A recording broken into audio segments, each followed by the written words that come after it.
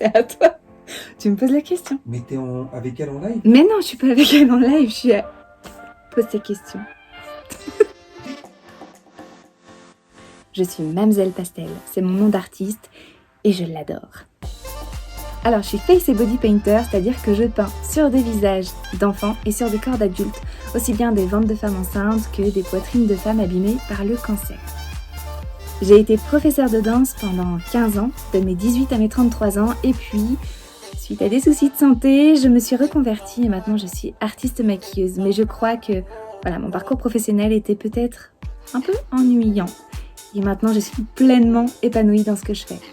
Mon univers, je dirais qu'il est plutôt féminin, coloré et délicat. Beaucoup de joie, beaucoup de sourires, quelques ennuis aussi. Beaucoup de joie, beaucoup de sourires. Non, pas quelques ennuis pour mes clients. Non, beaucoup de joie, oui, effectivement, il y a beaucoup de choses gaies qui se passent autour de mon travail.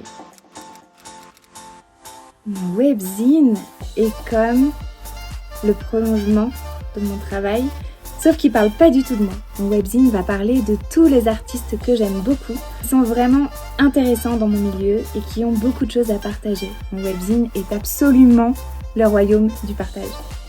Il est rempli de joie, de pages, il est rempli d'artistes, des écoles de maquillage, il y a des marques de maquillage, et il y a des gens qui débutent, mais aussi des gens très très forts, des champions du monde par exemple, qui m'ont fait confiance, et il y en a plusieurs.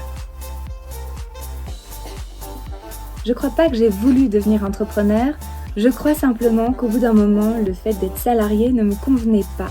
Parce que j'étais un petit peu prisonnière de gens qui avaient en tête des objectifs qui n'étaient plus les miens. Et je pense que c'était la meilleure chose que j'ai fait de toute ma vie, ça a été de breaker avec un système qui ne me correspondait plus pour me mettre à mon compte et pouvoir faire des choses folles.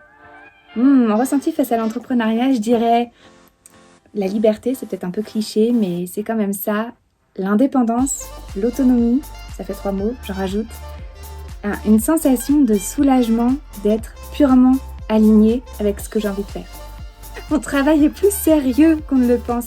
Quand on me voit arriver comme ça, on ne peut pas se douter que derrière ça, il y a des heures de travail, il y a aussi des papiers, de la paperasse, de la comptabilité, de la facturation, du démarchage client, de la prise de photos, de la recherche d'informations, etc. Ça, on ne le voit pas trop. Donc oui, plus sérieux qu'on ne le pense. Le renard, j'adore les renards. Et quand j'en vois un, il se passe toujours quelque chose de merveilleux pour moi dans la journée. Un renard?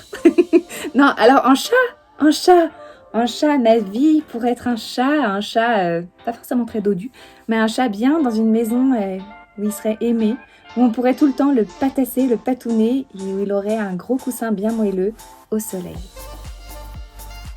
Instagram. Parce que j'adore Instagram, c'est un réseau qui est ultra visuel.